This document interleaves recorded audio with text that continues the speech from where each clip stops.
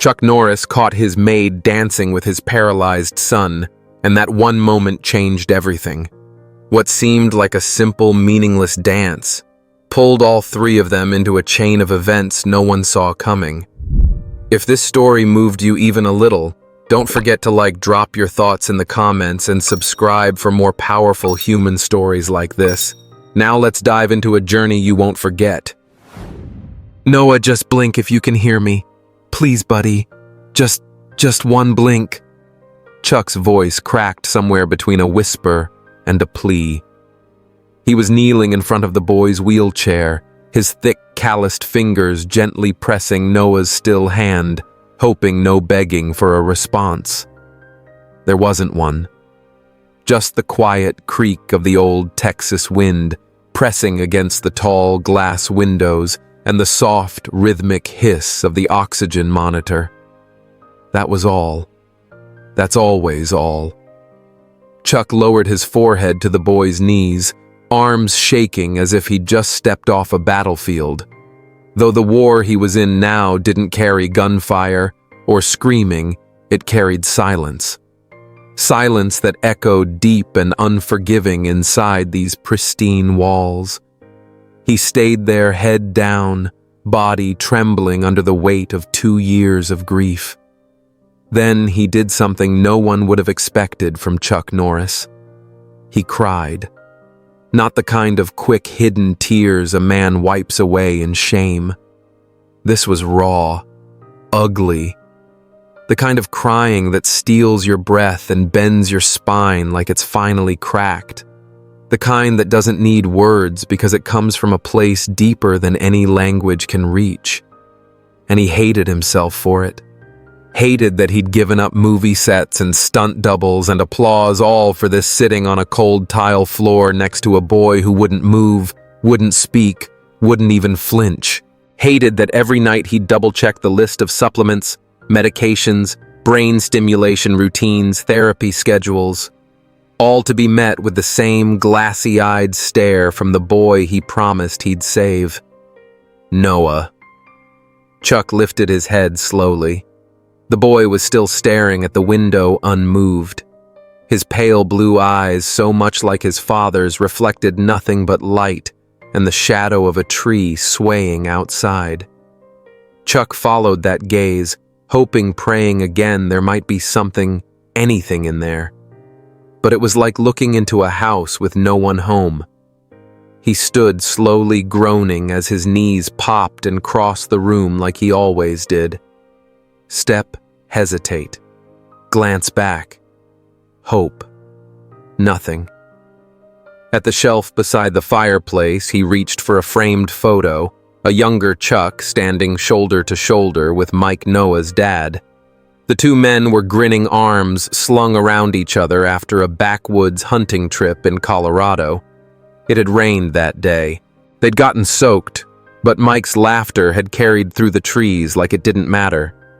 Now Mike was gone, dead in a twisted wreck of steel and glass on Interstate 35. His wife, too. Only Noah survived. Chuck hadn't hesitated when the will was read. "You'll take him, right?"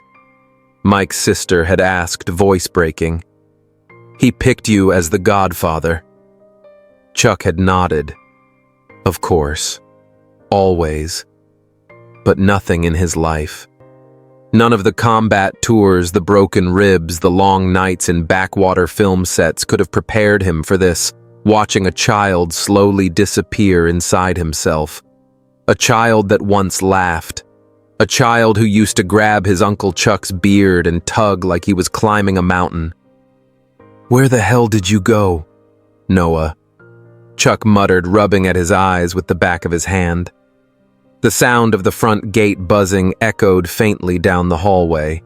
He turned, didn't move. Probably the new housekeeper. Rosa, her name was.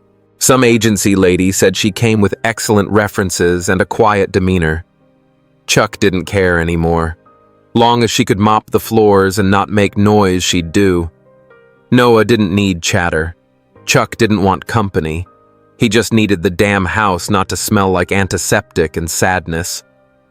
"Come in," he called out gruffly, then turned back toward the living room. He paused. The air had changed somehow. It was nothing dramatic. No thunderbolt, no ghostly presence. But it was lighter. Maybe that was in his head. Maybe he wanted to believe it. Or maybe he was just tired of walking through a home that felt more like a mausoleum than a place where people lived. "Mr. Norris." The voice was soft, not timid, not uncertain, just soft. He looked up. A woman in her 40s stood near the foyer. Not tall, not dressed fancy. Brown hair tied up in a loose knot. Plain navy blouse, beige pants. No makeup. She didn't move like a servant. She moved like someone used to watching everything but not being seen. "Rosa," he said gruffly. "You got clearance through the gate." "Yes, sir. They confirmed your appointment." "Don't call me sir." She gave a small nod. "All right." He eyed her for a beat. No perfume. Good. No clunky shoes. Good. No clipboard. "Great. I'll show you around later," he said. "Just keep the kitchen clean, the hallway dusted, and don't mess with the boys' things." Her eyes flicked toward the living room. "Is that him?" she asked. Chuck didn't answer at first, just turned and walked back toward Noah's chair. The boy hadn't moved. "Yeah," he said quietly. "That's him." Rosa didn't step forward. She didn't coo or smile or make sympathetic noises. She stood still like she was letting the room introduce itself to her. "I'll start with the kitchen," she finally said, then turned and disappeared down the hallway. Chuck watched her go, arms crossed, unsure what to make of her. He wasn't ready to trust anyone again. Every nurse, every therapist, every damn healing consultant had come and gone, leaving nothing but thicker bills and broken hope. This one wouldn't be any different. He sat back in his leather chair by the window, dragging his gaze over to Noah. Still no movement. Still no blink. Chuck ran a hand through his graying hair, leaned his head back, and stared at the ceiling. He whispered, "I don't know how much more I got left, kid." And Noah just stared out at the trees.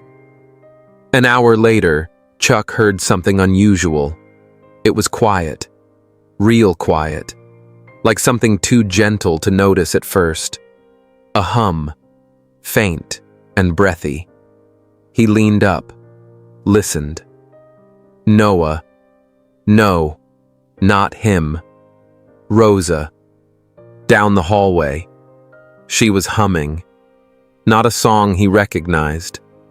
Something soft. Old. Like a lullaby passed down by memory. Not Spotify. He was about to get up and tell her to stop. Noah didn't need distractions, but something held him. That sound. That subtle, wavering hum floating through the hallway like steam from a kettle.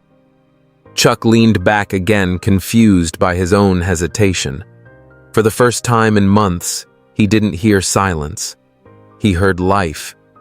Somewhere down the hall. Faint, but alive.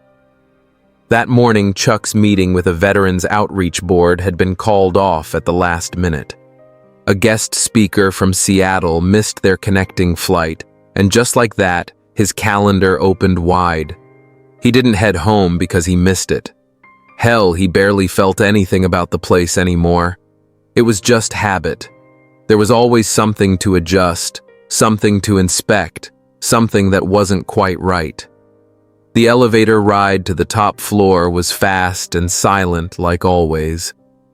When the doors slid open to the penthouse, Chuck stepped out, already sorting through a mental checklist, meds schedule, therapy notes, Noah's feeding chart, cleaning rotation.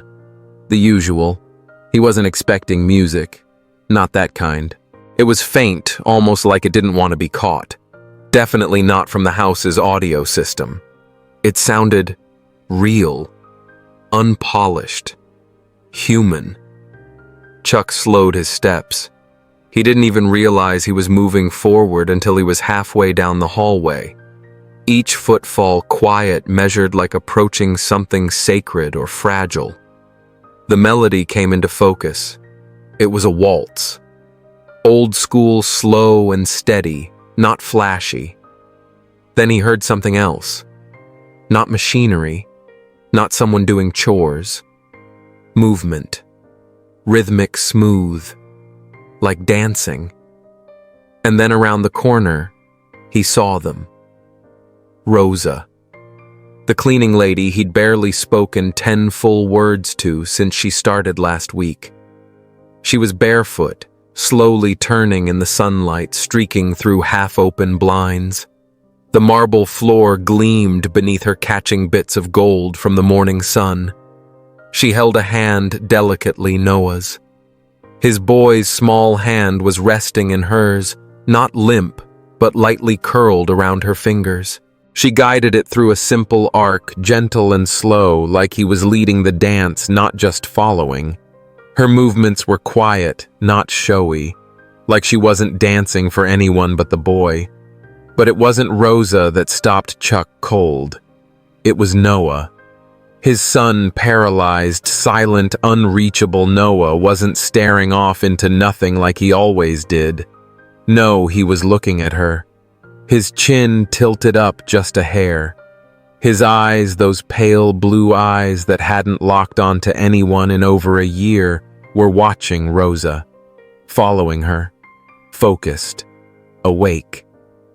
Chuck felt something catch in his chest like a rope suddenly tugged tight. His breath wouldn't come right.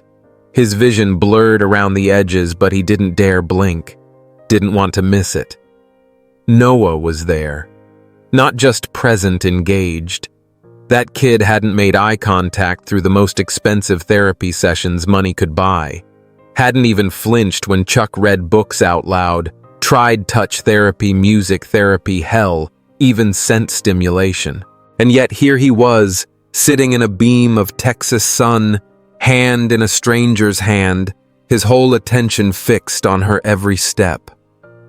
Chuck stood frozen. He wasn't sure how long he'd been standing there before the music slowed and Rosa turned real calm-like to face him. She didn't look surprised. Her face held this quiet kind of peace, like she knew he'd be standing there all along. She didn't let go of Noah's hand right away, just eased back slow and careful and lowered his arm like she was laying down something precious. Noah didn't jerk away, didn't shut down.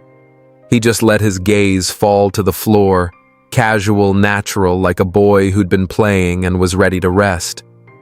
Rosa gave Chuck a small nod, not apologetic, not guilty, just one of those nods people give when words aren't needed. One grown up to another standing on opposite sides of something that hadn't been defined yet. Chuck tried to say something, anything, but nothing came out. His throat locked up. His mouth moved, but there were no words. Rosa turned away and picked up a rag from the coffee table, hummed softly under her breath like none of it had just happened, like this was just part of her day. Chuck couldn't move. He stood there, breath shallow, like a man standing in the rubble of a house that fell without warning. His mind raced. Was this okay? Was this dangerous? Was Rosa trained in something he didn't know? Did she have the right to touch Noah?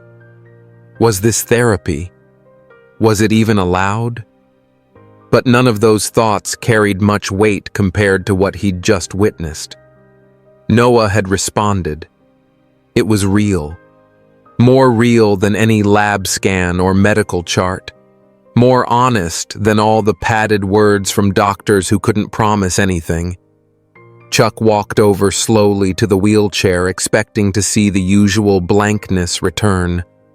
But it didn't. Noah didn't flinch. He didn't shut down.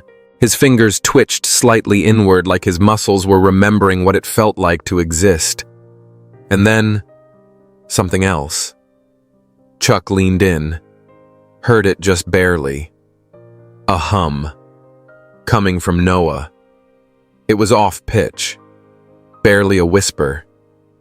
But it was there. A tune. A thread of something that didn't come from silence. Chuck stumbled back a step, not from fear, but disbelief. His son was humming. He didn't speak for the rest of the day. Not to Rosa, not to Noah, not to the cook who noticed the air had shifted. Chuck locked himself in his office for hours, pulled up the security cam footage from earlier just to be sure he hadn't imagined it.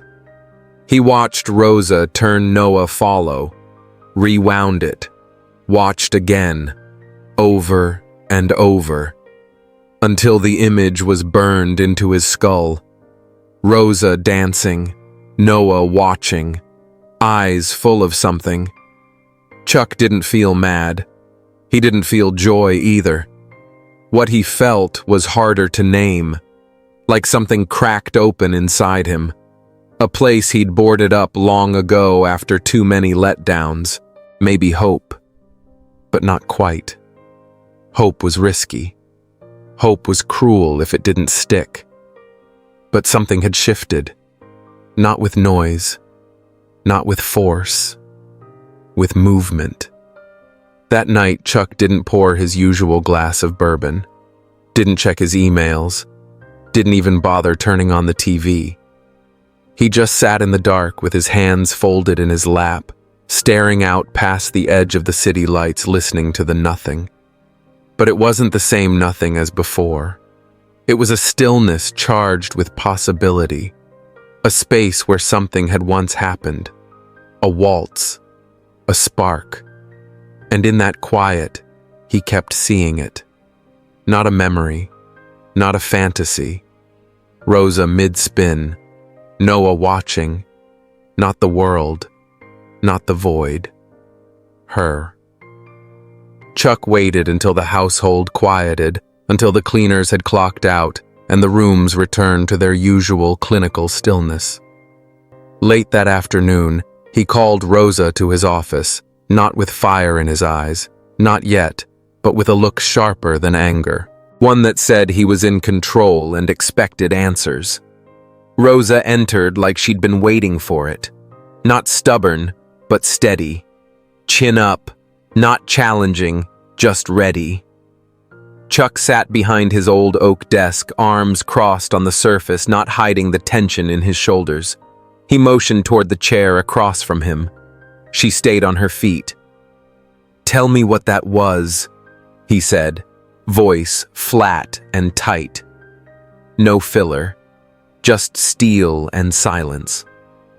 Rosa kept her hands folded across the front of her apron and met his gaze without blinking. "I was dancing," she said, as if it were the most normal thing in the world. Chuck's jaw clenched. "With my kid." She gave the smallest nod. "Yes." The room thickened with the kind of pause that makes your ears ring. Why Chuck asked the word cutting like a snapped branch? Rosa didn't flinch, because something flickered in him. I played a tune. He moved. Not much, but he did. So I followed his lead. Chuck stood pacing a few steps as if trying to wear down the heat that started to rise under his skin. "You're not trained. You're not part of his care team. You don't get to decide what's helpful or not," he said. "You don't touch him." Her answer came firm without an ounce of disrespect. "No one else touches him either. Not like that. Not with joy. Not with hope." Chuck turned on her, his voice rising just a touch. "You could have wrecked years of work. There are plans, there's structure." Rosa didn't answer. Not right away. She stood her ground, patient as ever. Then she said, "I've seen what the specialists see, but what I saw today, It was real. He followed because he wanted to, not because someone told him to. With his eyes, with his heart. Chuck felt something shift inside. Not agreement, not even understanding, just a crack in the wall he'd spent too long building. "You think music and twirling are enough to fix what's broken in him?" he asked, his voice heavy with the ache he never voiced. Rosa looked at him, quiet but sure. "I danced to make him smile. That's all. Because no one else has." Those words hit harder than she probably meant them to. Chuck's fists tightened at his sides. His throat burned dry. "You crossed a line." Rosa didn't argue. "Maybe. But I'd cross it again." He was alive, Mr. Norris, even just for a minute. The words landed like a stone in a still pond, sudden, honest, impossible to ignore. Chuck thought about firing her. He really did. The urge rose up like muscle memory to take back control, to re-establish the system. Systems were safe. Systems didn't hurt. But something in what she'd said clung to him like a burr he couldn't shake loose. He was alive. He didn't answer, just sat back down and waved her off. Rosa nodded once, then left the office without looking back. Chuck stayed there, staring out the wide window. His reflection hovered in the glass like a ghost. He didn't feel victorious. If anything, he felt exposed, unarmed, like someone had walked right past his defenses and pointed out the crack he'd pretended wasn't there. What unsettled him the most wasn't that Rosa had stood her ground. It was that she hadn't begged to stay. She hadn't pleaded or tried to justify herself. She just said what she saw in Noah, something Chuck hadn't seen in a long, long time. And somehow she'd spoken straight to the place in him that still hurt, the part buried under all the schedules and protocols and expensive equipment. That night, Chuck poured himself a whiskey but didn't drink it. He just sat on the edge of the bed, holding the glass, staring at the floor. That tune Rosa had played. He hadn't recognized it right away, but the rhythm stayed in his bones. Soft, old-fashioned, familiar in a way that was more feeling than memory. Then it hit him.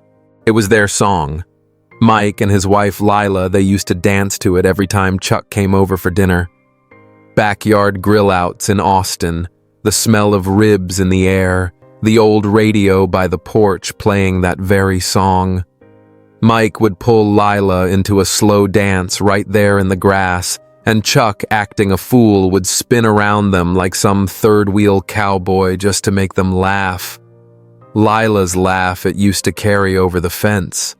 He hadn't thought about that in years, not since the crash, not since the phone call that changed everything. He remembered that last night before it all went wrong. Noah had just learned to walk. Lila had scooped him up and danced barefoot in the living room, singing along off-key. Mike had wrapped his arms around them both. Chuck had stood back, watching, smiling and swaying like a goof in the corner. He hadn't danced since then. He hadn't let himself. But now, here in the quiet of his bedroom, he found himself swaying again, barely side to side. Not a dance, just a pull he couldn't ignore. So he got up, walked slowly down the hall, heart thudding louder than his steps. He reached Noah's door and hesitated, then turned the knob gently. The room was dark, save for the glow of the porch light leaking through the window. Noah sat in his chair, back to the door, looking outside like always. But Chuck felt it before he heard it. A sound. Soft. Faint. He stepped closer. It wasn't a playlist or device. It was Noah. His lips were slightly parted. The sound was barely audible, thin as thread. But there. A hum. Same tune. Same damn melody Rosa had played. It was off-key. Shaky. Fragile. but unmistakable. Chuck's chest tightened like someone had put a hand on his heart. He stood frozen, afraid to move, afraid the moment might vanish if he stepped too close. Noah didn't turn, didn't speak, just kept humming, rocking just a little, so little you wouldn't notice unless you were really looking. Chuck was always looking. He'd just stopped expecting to find anything. Later, lying in bed, Chuck didn't sleep, not from stress, but from something deeper. A strange weight, but not the crushing kind. The kind that comes from possibility, from something shifting. Rosa unsettled him not because she overstepped, but because she did what no degree or dollar ever could. She reached his son, not with therapy, not with tactics, with something far more dangerous. Human connection, emotion, the risk of giving a damn. She'd treated Noah like a boy, not a case file. Chuck had spent years trying to restore what the wreck stole using order and logic and every resource money could buy. But what Rosa had done, that couldn't be programmed, couldn't be charted, and that scared the hell out of him. And still, though Chuck couldn't quite say it out loud, something had shifted, something that had been buried under grief routine and control. Hope. Faint, quiet, dangerous, but there. And that tiny ember of hope. It changed everything. Rosa was allowed back into the house under strict conditions, cleaning only. Chuck made it clear the moment she walked through the door. No music, no dancing, just clean, he said flatly without even looking up from the hallway. His voice didn't invite questions. Rosa didn't push. She gave a simple nod, took the mop and dustpan like someone accepting the terms of a silent truce, and went about her work with the same calm, steady grace as before. No friction, no lectures, just that heavy silence between them that held the weight of something sacred, something fragile. Chuck told himself he was just being cautious, that doing anything again might mess up whatever flicker had sparked inside Noah. But deep down he knew it wasn't just about the boy. He was protecting himself. He wasn't ready to admit that Rosa had managed to reach a part of their home untouched by therapy, untouched by discipline, untouched by him. He watched from the hallway now, behind a cracked door, arms crossed. Rosa never spoke to Noah, never called out to him or tried to force a moment. She just hummed soft little tunes in a language he couldn't name, not lullabies, not anything off a playlist. They felt older, like something passed from grandmother to grandchild, stored in memory, rather than printed sheet music. At first, Noah didn't budge. His chair sat near the window, same as always, his face blank as stone. Chuck kept looking for something, anything. But Rosa never looked at the boy like she expected results. She worked with rhythm, but not like a show. Her motions flowed like someone walking through a slow river, not rehearsed, just present. Every now and then she'd pause and shift the melody higher here, lower there. Chuck couldn't say why, but when she did that, something in the room shifted too. Then one afternoon, something so subtle happened most people would have missed it. Rosa swept past Noah, her song dipping into a deeper note. And for just a second, barely a heartbeat, Noah's eyes followed her. Chuck saw it. Rosa didn't react. She didn't flinch or comment. She just kept moving, her humming unchanged as if she hadn't noticed. But the next day, it happened again. This time, Noah's gaze lingered a bit longer as she passed. Then a few mornings later, Chuck saw the boy blink twice when Rosa turned his way. Not random, not unconscious, deliberate. It was like watching someone try to speak using a new language, one made only of eyes breath and tiny, hopeful movements. Chuck stood there day after day, just out of view. At first, he told himself it was for data, that he was simply observing, documenting. But the truth started to show itself. He wasn't waiting for Rosa to mess up. He was rooting for her to keep going. She never tried to push Noah, never coaxed or prompted. She didn't bring in props or run checklists. She just showed up with the same quiet rhythm, gave him space to choose. That was it. Sometimes she'd leave a bright blue cloth folded on the table near him. Once she tapped a wooden spoon against the mop bucket, soft and slow, barely louder than breathing. And Chuck saw it. Noah's foot a twitch. Just once. Then stillness. Not miracles, no. Not to the outside world. But to Chuck. These were signs. Proof that connection wasn't a light switch. It was soil. You didn't force it. You nurtured it. Chuck started staying longer each day, breath unconsciously syncing with Rosa's tempo. He tried to explain it once to Noah's physical therapist, but the words didn't come. How do you put into a chart what it means to watch a janitor turn into a lifeline? They'd call it anecdotal. They'd want metrics. But Chuck knew better now.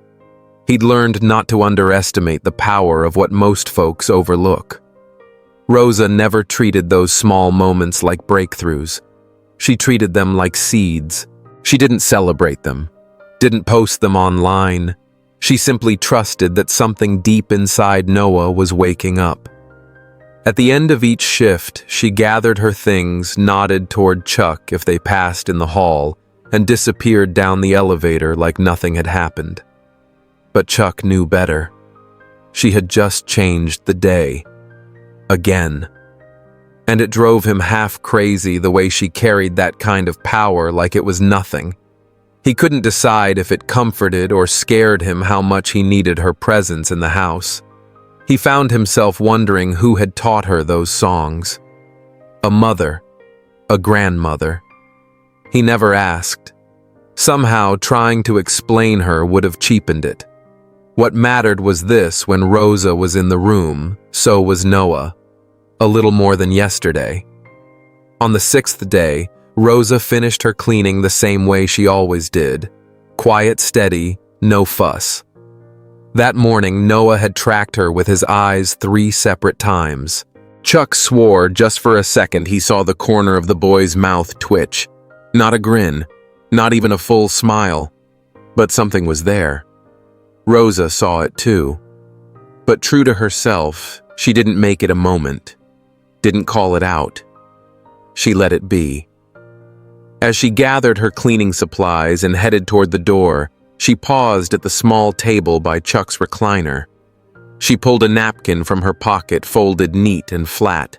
Without a word, she placed it down, then glanced toward the hallway she knew he was there and walked out. Chuck waited until she was gone before stepping over. The napkin was plain, the kind they kept stacked in the pantry by the dozen. But on it, sketched in pencil, was a drawing. Childish, wobbly, but clear. 2 stick figures, one tall, one small. Arms curved outward like they were mid-spin. One figure had rough lines drawn for hair. The other had just a plain circle head. But the moment was obvious. Chuck's throat closed. He sat down slowly, holding the napkin in both hands like it might vanish. He didn't need to ask who had drawn it. The strokes were hesitant, some erased and redrawn, smudged in places. But it was Noah's. His boy. Noah, who hadn't picked up a pencil in over 3 years. Who hadn't made a gesture on his own. Who had chosen that moment as the one to capture. Not a cry for help. Not a request. A memory. A gift. A trace of joy. Chuck didn't call anyone. Didn't send it off to be laminated. He placed the napkin back on the table gently, then sat beside it staring at what Noah had decided to keep.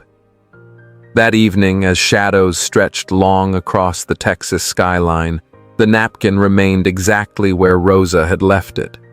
A quiet witness, proof that something in Noah was waking up.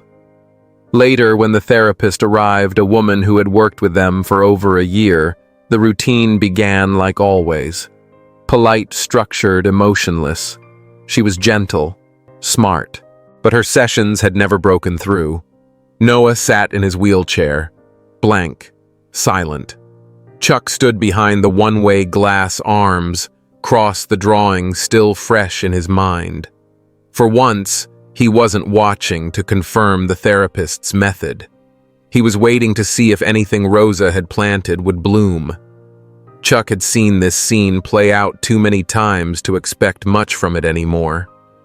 The nurse, Carla, a steady, kind woman who'd been with them since the accident, sat nearby, jotting down notes now and then, casting hopeful glances toward Noah, as if sheer presence might will the boy into responding. Then the elevator chimed, and Rosa walked in. Nobody noticed her at first. She moved quiet as ever, hands clasping a worn scarf, colorful and soft, like something handed down through the years. She didn't speak. She stood at the threshold of the therapy room waiting for the speech therapist to see her. There was a moment's pause, uncertain but not hostile. Rosa gave Carla a respectful nod and stepped inside. Chuck leaned closer to the glass wall, his heart unexpectedly picking up pace as Rosa approached Noah. She didn't crouch down. She didn't touch him. She simply held up the scarf and let it sway like a slow pendulum in front of him. Then, in a voice just barely above a whisper, she asked, "Wanna give it another go?" Her tone wasn't pushy. It wasn't coaxing or commanding. It was an open invitation. No pressure, no expectation, just possibility. The room seemed to freeze. The therapist glanced over, clearly unsure whether she should intervene. Carla tensed, unsure if this was stepping out of line. And then it happened. Noah blinked. Slowly. Once. Then again. 2 slow, steady blinks. His way of saying yes. The therapist let out a quiet gasp. Chuck's hand dropped from his mouth. The sound that came out of him wasn't quite a sob, not exactly a laugh, somewhere in between. He turned from the glass, suddenly overcome, unable to let anyone see the rawness in his face. It wasn't just that Noah had responded, it was that he'd understood the question. He'd answered. Rosa didn't make a scene, didn't smile at Noah, but with him. Just a tiny upturn of the lips, warm and shared. Then she started looping the scarf gently around her fingers, playing with it in the air. She didn't wave it dramatically or treat it like a prop. She created a quiet game, wrapping and unwrapping the scarf, letting the ends flutter just past Noah's fingers. Each pass she slowed slightly, waiting to see if he'd reach. And after a while, his hand moved. Just a twitch, but not reflex. It was a decision. He didn't grab the scarf. He didn't fully reach, but he acknowledged it. Rosa gave him space. She never rushed. She let Noah set the rhythm. At some point, the therapist stepped quietly back to the edge of the room, realizing the session had shifted out of her hands. Rosa wasn't leading therapy. She was speaking a language no one else in the room understood, but Noah did. Everything that happened between them was earned, not manufactured, not from certifications or textbooks, from instinct, from trust. Behind the glass, Chuck didn't move, but his expression cracked wide open. For years, he'd poured money into experts, searched for the top professionals in the country to break through the wall around his son. And yet, here stood Rosa. No framed diplomas, no degrees, just a scarf and a steady hand. And she had drawn out something no one else could, a yes. It wasn't some dramatic breakthrough, but it might as well have been. A quiet revolution unfolding one blink at a time. After the session, Rosa tucked the scarf back into her bag like it was just another tool. No bow, no fuss. She didn't glance toward Chuck as she walked out, and he didn't stop her. He couldn't. His thoughts hadn't caught up to his feelings yet. For a man who'd made decisions for studios and battlefields, Chuck now felt completely disarmed by what he'd just witnessed. Back in her usual corner, Rosa went right back to work, wiping counters, fixing photos, folding sheets, as if she hadn't just rewired the air in the room. Maybe for her that sort of moment was normal, like breathing. That night, long after the rest of the staff had disappeared and the penthouse lights dimmed down to a soft amber glow, Rosa returned to her cart for one last pass. Between a spray bottle and a folded towel, she noticed a note. No envelope, just a square piece of cardstock folded once. She opened it slowly. 4 words. Thank you. CN. Rosa stared at it for a long moment. She read it again, then one more time. There was no formality, no instructions, just those 4 words. Straightforward. Bare. She folded it again and slipped it into her pocket without saying a word. Then, just as she turned to lift the last towel from the basket, Rosa smiled. Not wide, not bright, just a quiet, knowing curve of the lips, like someone who'd finally heard the thing they didn't realize they'd been waiting for. In the days that followed, something shifted. Chuck wasn't exactly warm. That wasn't his style. But the edge in his voice softened. The suspicion in his eyes faded little by little like dust shaken off an old coat. He stopped reminding her of the rules, stopped hovering near the hallway. Instead, he started asking things. Need anything for that mop? You ever use lemon oil on wood? Works better than that store junk. And once, just once, he passed her in the hallway and asked, You eaten yet?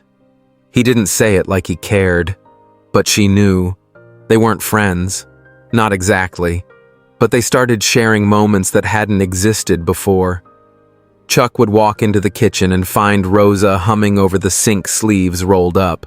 Sometimes he'd linger, pretending to check the fridge just to hear the tune.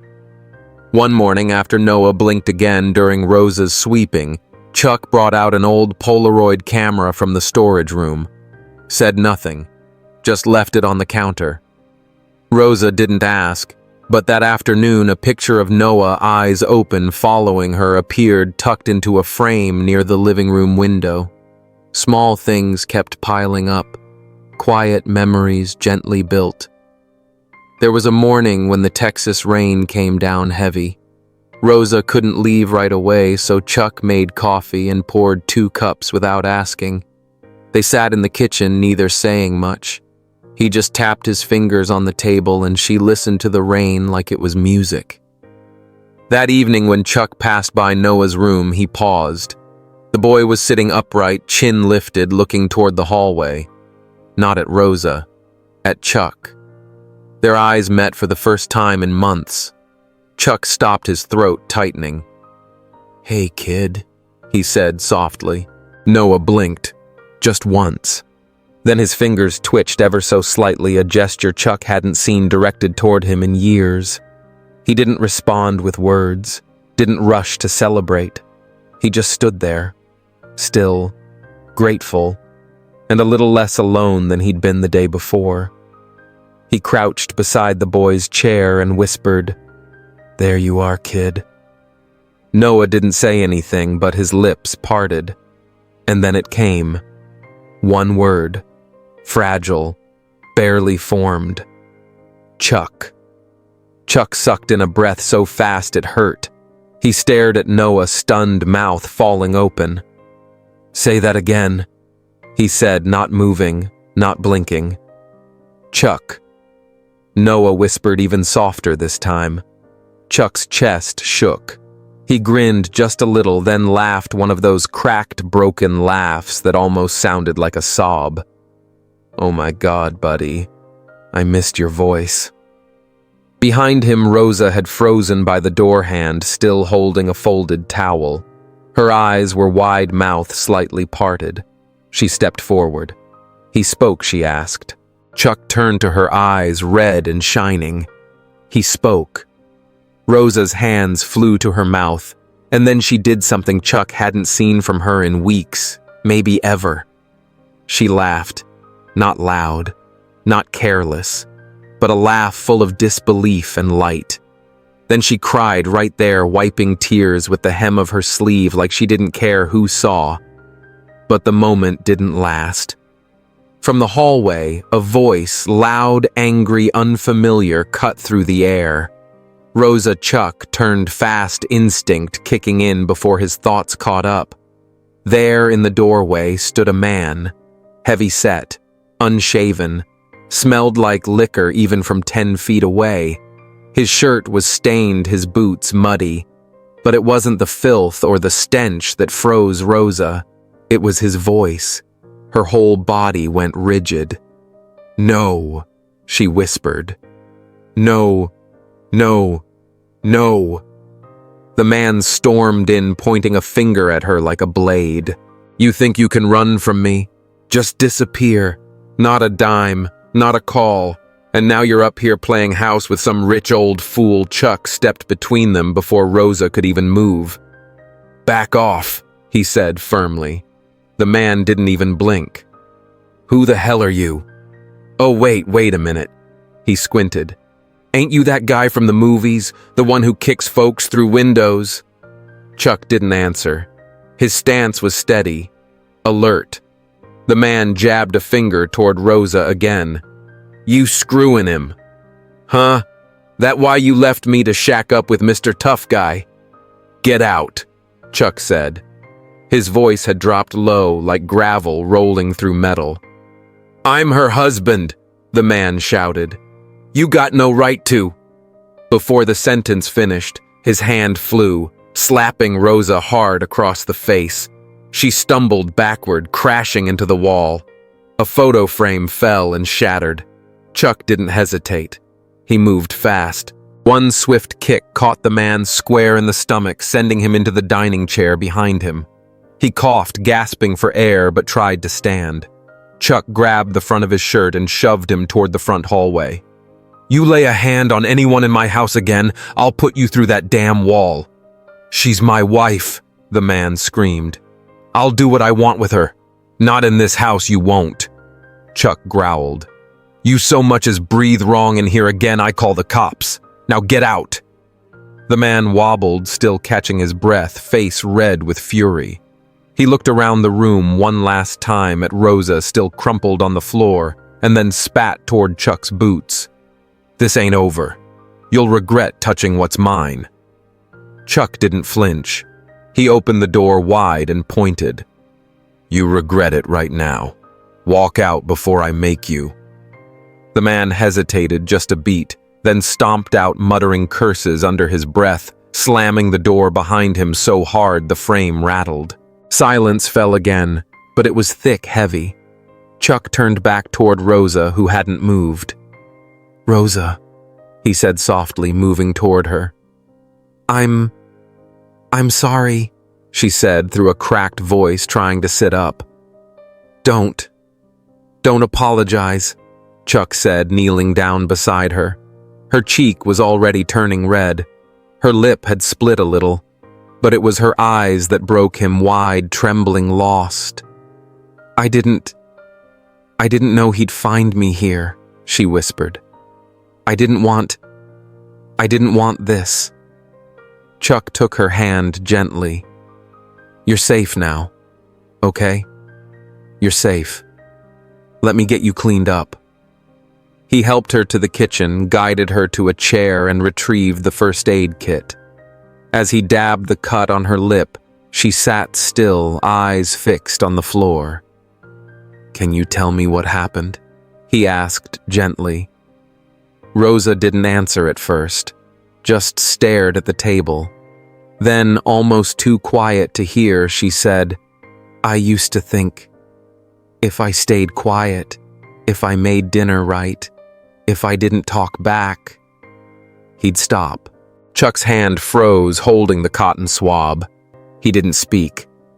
Let her keep going. He never did. Rosa continued. He started small, yelling, then throwing things. Then came the hands. Then other things. She reached slowly for the sleeve of her sweater and pulled it back. The skin on her upper arm bore thin, long scars, old burns uneven. He poured boiling water once. "Because I left the stove on too long," she said. "Another time, he locked me in the closet for almost 2 days. No food, no light." Chuck's eyes filled, but he stayed still. "I stayed," she whispered, "because of our boy." Chuck looked up. "We had a son, David. He was 6 when it happened." Her voice broke and she covered her face with her hands. Chuck moved beside her, wrapping an arm carefully around her shoulders. "He came home drunk," Rosa choked out. David spilled juice on the carpet. "He lost it. I wasn't fast enough. I tried to get between them, but..." She couldn't finish. She didn't need to. Chuck felt like the floor had dropped out from under him. "I blamed myself," Rosa whispered. "Every day since. If I'd left sooner. If I'd called the police. If I'd fought harder. I didn't protect him." Chuck wiped his eyes with the back of his hand. "You survived." She shook her head. "That doesn't make me a mother." "No," Chuck said softly, "but it makes you a fighter. And it makes you the only one who can keep other kids from going through what he did." Rosa turned toward the window. Outside, Noah sat in his chair again, head tilted toward the fading sun. "I see him," she said. "In Noah. That same quiet.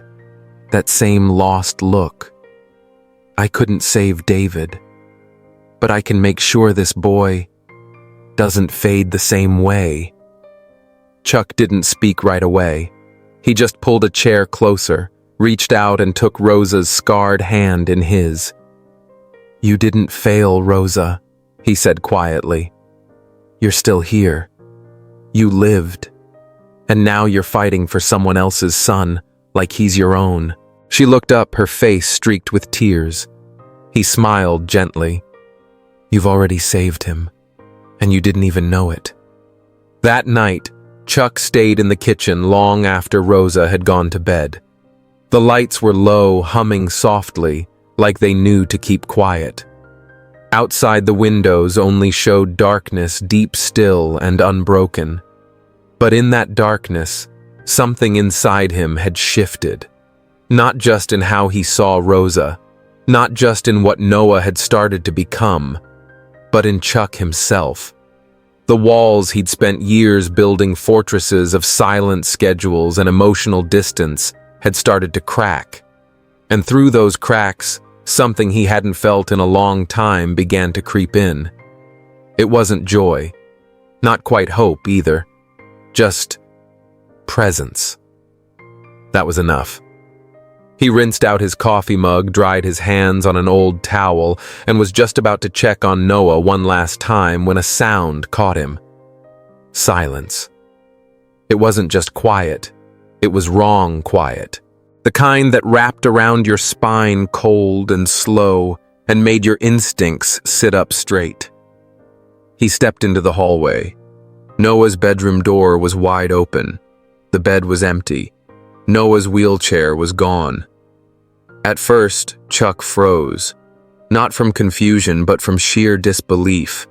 He blinked, took 2 slow steps forward, looked again. Gone.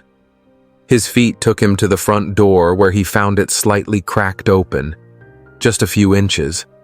A gust of night air whispered through. That's when he saw it. On the hallway table, a piece of paper, torn, handwritten, Stay quiet if you want him back alive. Then panic. Noah Chuck called out, already running through the living room, checking every corner, voice rising.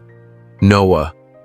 The shout cut through the silence of the house like a siren. Down the hallway, Rosa stirred in her small bedroom. The first call didn't wake her fully. It sounded distant, maybe just part of a dream. But the second one came sharper, louder, panicked. Noah. Her eyes flew open. She sat up quickly, heart racing, and for a second she just listened. Footsteps. Fast ones. Heavy. She threw off the blanket and hurried to the door, barefoot, not caring. Chuck's voice echoed again from somewhere near the front of the house. She stepped into the hallway, her voice shaky. Chuck. What's happening? Chuck didn't answer. He was already in the den, searching behind the furniture, checking the kitchen, scanning the doors. Rosa caught the tension in the air, the kind that grips your spine and doesn't let go. She ran toward him. "What is it?" she asked, catching up to him in the foyer. Chuck turned, face pale, eyes wide. "Noah's gone." "What?" Her voice cracked. "His room's empty.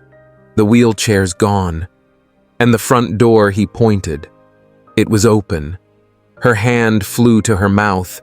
Then he held up a scrap of paper. She leaned in. "Stay quiet if you want him back alive." Her knees nearly gave out. "Oh my God," she whispered. "No, no." Chuck was already halfway down the hall again. "We need to check the security feeds, now." But Rosa didn't follow. She stood frozen in place, her world narrowing to the weight of that paper. She knew. Somehow, before anything else was said, she knew exactly who had taken Noah. The air left Chuck's lungs in one hard gust.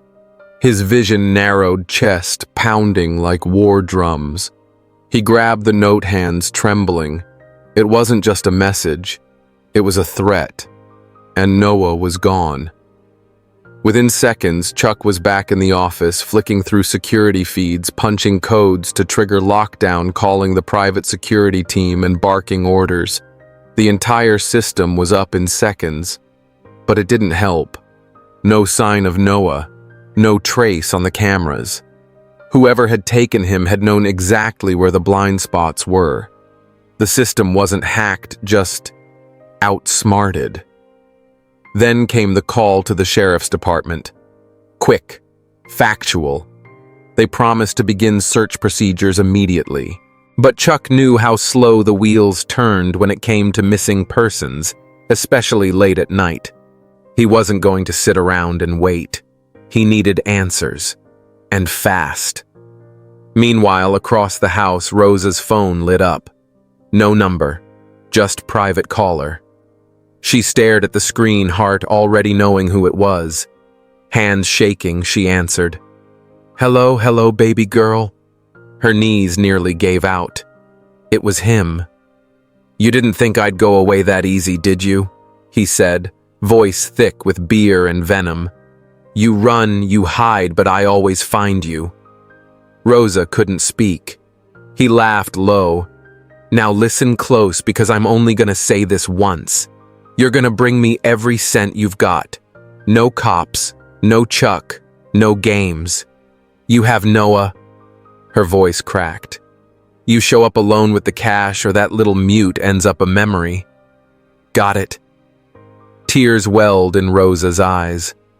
"Please don't hurt him. You've got 6 hours. I'll send you the location." And Rosa. She held her breath. "If you tell that old cowboy, you'll be sorry. Real sorry." The line went dead. Her phone dropped from her hands. For a long while, Rosa just sat there, breath thin and body trembling. She couldn't tell Chuck. She couldn't drag him into this mess. This was her fault, her past, her shame.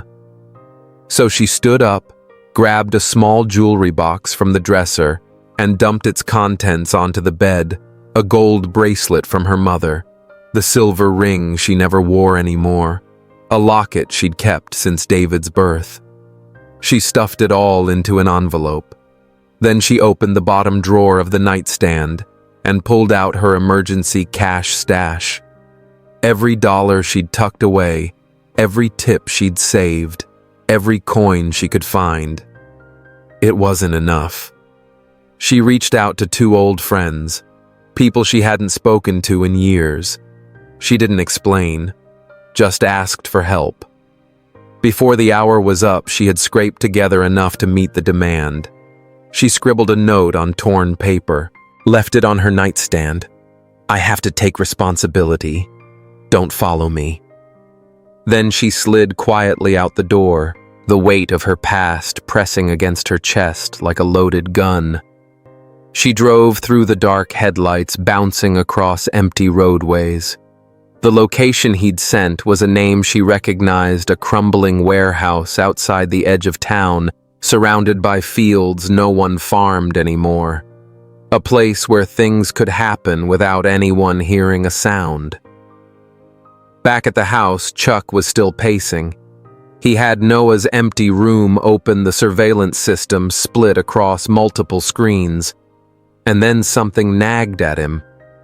Rosa. She hadn't come out, hadn't asked a thing. He checked the staff quarters. Empty. Something cold started to creep into his gut.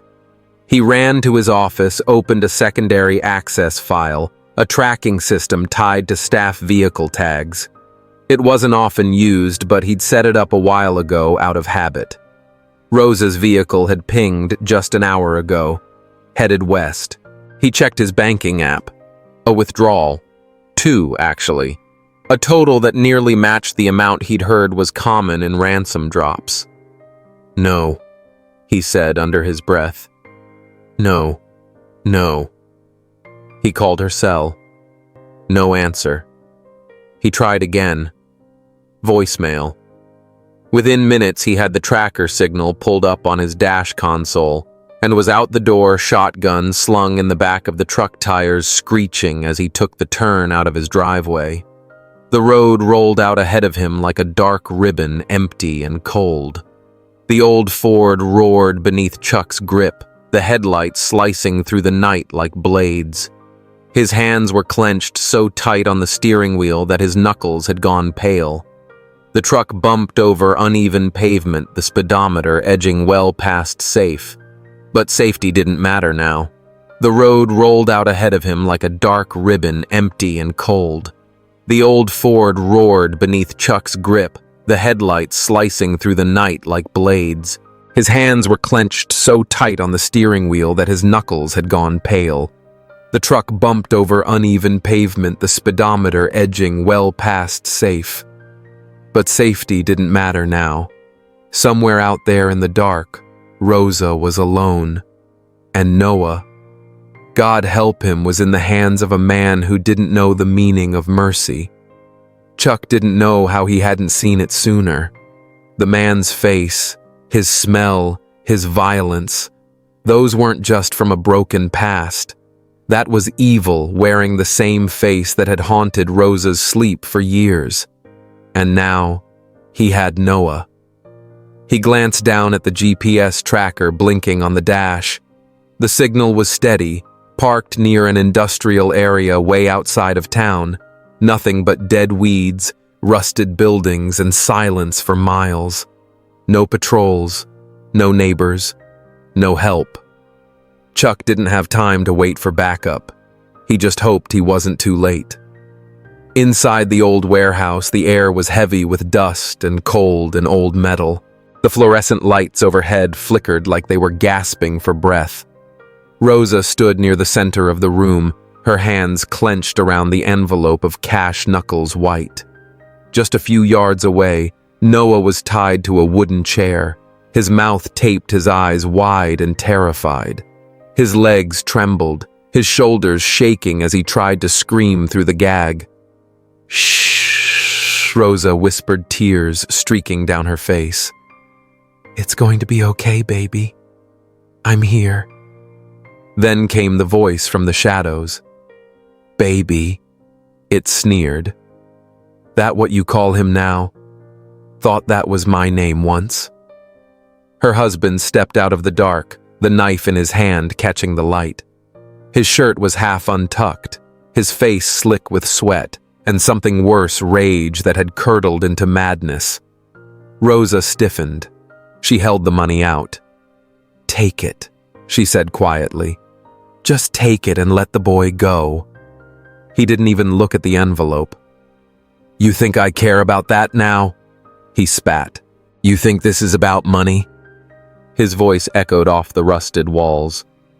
"No," he said, stepping closer. "This is about everything you took from me.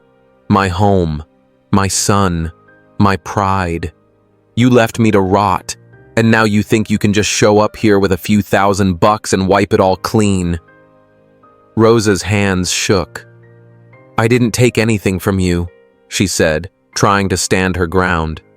"You destroyed it all yourself." Wrong words.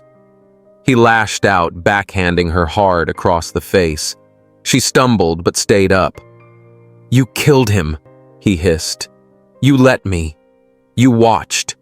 And now you're trying to replace him with some crippled little brat." Noah flinched at the sound. Rosa dropped to her knees. "Please," she whispered. "Don't hurt him. He's just a child." Her husband's eyes glinted.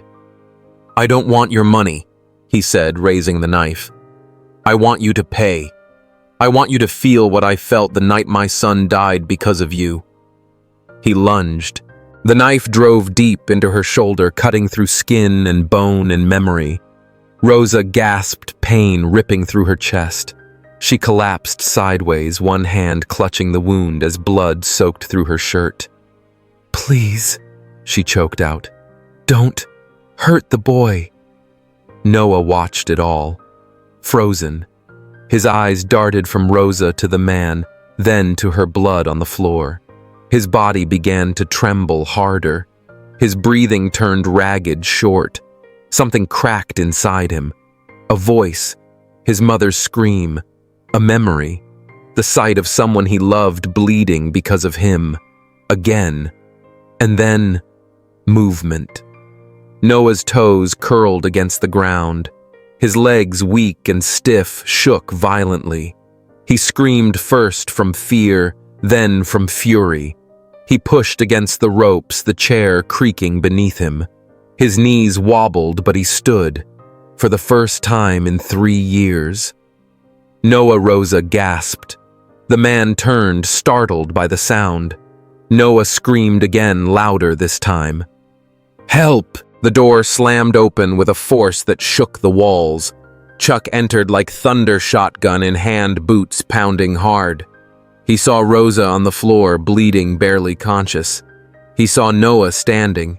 He saw the man with the knife still raised. Chuck didn't speak. He moved. The shotgun hit first, smashing into the man's wrist, sending the blade clattering. Chuck grabbed him by the collar and threw him into a support beam so hard the steel groaned. The man hit the ground, coughing. Chuck stood over him, eyes like steel. "You touch either of them again," he growled, "and I will end you." The man tried to lunge. Chuck's fist caught him square in the jaw, dropping him flat. Then everything stopped. Chuck turned. Noah was crying. His body swaying, but he was still standing. His eyes locked with Chuck's. Chuck rushed to Rosa's side. Hey, look at me," he whispered. "I've got you. I've got you now." Rosa blinked slowly. "Noah." I saw Chuck said, tears in his eyes. I saw it all. The ER lights were too bright, too sterile. Chuck hated hospitals, always had. But he wouldn't leave Rosa's side, not for a minute. They'd wheeled her in with the bleeding mostly under control. The blade had missed her heart by a few inches. A miracle, the doctor called it. Chuck didn't believe in miracles, but he believed in Rosa. He sat there hour after hour, watching monitors beep, watching the color return to her face. She was still, breathing, alive. She'd made it. Across the hall, Noah lay in a separate bed, his legs elevated, monitored closely. The doctors kept whispering words like trauma response, shock therapy, and spontaneous neuromuscular activation. Chuck didn't care for the technical stuff. All he cared about was when Noah turned his head toward the glass, smiled faintly, and whispered, "Chuck?" Chuck's breath caught. "Yeah, buddy," he said, stepping in. "I'm right here." Noah reached for his hand. "Is Rosa okay?" Chuck nodded, voice tight. "She's gonna be just fine." And for the first time, Noah smiled. Really smiled. In the days that followed, everything changed. Noah's recovery, slow as it was, stunned the doctors. He was standing again, moving. His speech returned piece by piece. Some words were slurred, some came slow, but they came. And once they did, it was like someone had turned on the lights in that boy's soul. He laughed. He played. He called out for Chuck in the middle of the night, not from fear, but from trust. And Rosa, she healed too. Physically first, then emotionally. The bruises faded, the stitches dissolved, and in their place, something new grew. Freedom. Her ex-husband was arrested that same night, charged with kidnapping, attempted murder, and abuse spanning years. The trial was swift, the evidence overwhelming. He never stood a chance. Rosa testified, voice firm, clear, no tears, only truth. And when the judge sentenced him to life, she didn't weep. She exhaled. It was over. Spring rolled in late that year. The ranch was quiet again, peaceful. For the first time in years, Chuck found himself sleeping more than 4 hours at a time. He'd rise early, make coffee, and find Noah sitting by the big living room window watching the sun climb the trees. Rosa would hum in the kitchen, her scars now fading into soft, healed lines. They weren't perfect. They weren't whole, but they were together. One night after dinner, Chuck sat down with Rosa on the porch. Noah had fallen asleep on the swing bench, a book half open in his lap. Chuck took a deep breath. "You ever think, maybe we could do more?" Rosa turned to him. "What do you mean? I mean, kids like Noah, kids like David. There's more of them out there, lost, quiet, carrying scars folks can't see." She nodded slowly. "We could build something." Chuck continued. "Not a hospital, not a school, just a place. Safe, still." Rosa blinked, then smiled. "The Stillness Center," she said softly. Chuck looked at her. "I like the sound of that." They sat in silence, the night air warm around them. And from the porch, the world didn't look broken anymore. A year had passed, not rushed, not loud, just steady. Days stretched long and calm on the ranch. Mornings came early with the smell of coffee and the soft shuffle of feet down the hallway. Evenings fell gently with front porch stories, shared meals, and quiet laughter. The kind of peace that doesn't come easy or fast, but once it shows up, it stays. Noah had changed. His steps were strong now, confident. He ran like any other 11-year-old boy, sneakers, scuffed hair, always a mess. He laughed with his whole body, throwing his head back like he'd discovered what joy really felt like, and wasn't afraid of it anymore. His voice, once a whisper, was now full of questions, of opinions, of knock-knock jokes that made no sense, and stories that never ended. But what moved Chuck the most wasn't just the walking or the talking. It was how Noah clung to Rosa like she was home, how he looked at Chuck like a father, like his father. Chuck didn't say it out loud much. He wasn't built for that kind of talk, but some nights he'd find himself watching the boy sleep and think, "We made it." Opening day of the Stillness Center came with an early sun and a clear sky. The kind of day that made you believe in second chances. People came in waves, parents, kids, volunteers, reporters, neighbors, strangers from town who had followed the story like a thread through their own loneliness.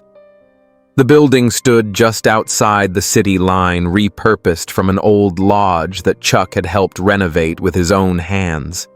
Big windows, soft light, open rooms, no sharp corners, no buzzers, no rules that kept pain boxed up, just space, stillness, and music. Inside the main hall, the floor had been cleared for the ceremony. Folding chairs lined the walls, and up front a wide-open space waited polished and bare like a stage without the pressure. Chuck didn't care much for speeches. Neither did Rosa. They stood quietly at the side watching as guests filled the room, some with curiosity, others with quiet desperation, the kind of look you only get after carrying something heavy for a long, long time. Noah stood between them, tall for his age, his shirt neatly tucked in hands, holding something behind his back. When the soft music began to play through the speakers low and slow, the same lullaby Rosa used to hum, Noah stepped forward. The room hushed. He walked to the center of the floor. In his hand was a yellow scarf, old, a little frayed at the edge, but folded carefully like it mattered. Because it did. It was the scarf. The one Rosa used that day in the therapy room. The one that had pulled him back from wherever he'd been hiding. Now, in front of a room full of strangers, Noah took a deep breath. And then he moved. Not fast, not polished, just honest. His feet slid forward slow and unsure for the first few steps. He turned his body in a full circle, the scarf trailing in the air like a ribbon of memory.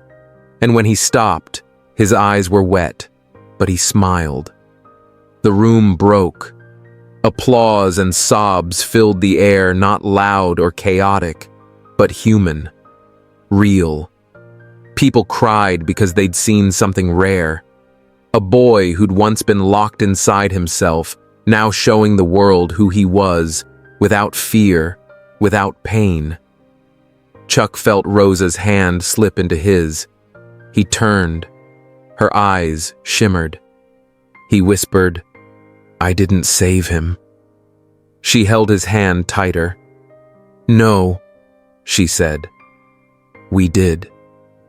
He nodded slowly, for the first time really believing it.